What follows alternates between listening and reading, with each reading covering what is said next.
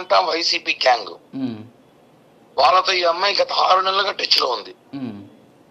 ఇది ఇప్పుడు కాదు, రాయపాటి అరుణ, ఇప్పుడు నేను చూస్తున్నా రాయపాటి అరుణ గారు చెప్పినట్టు మొత్తము ఎలక్షన్ ముందు రోజాని కలిసింది, జగన్ బ్యాచింగ్ కలిసింది, అందరం కలిసింది.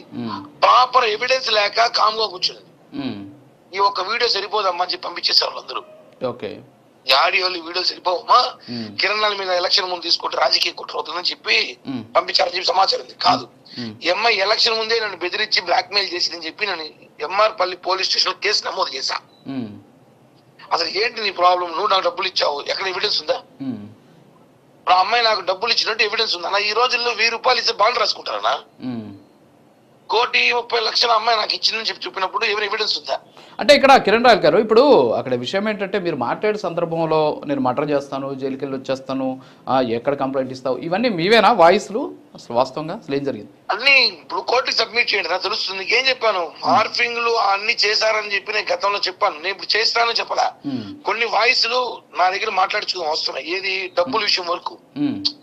ఇప్పుడు డబ్బులు అలా నువ్వు 10,000 ఇచ్చి 10,000 తీసుకుని మళ్ళీ డబ్బులు ఎవరు కోపం రాదు ఎవరికి?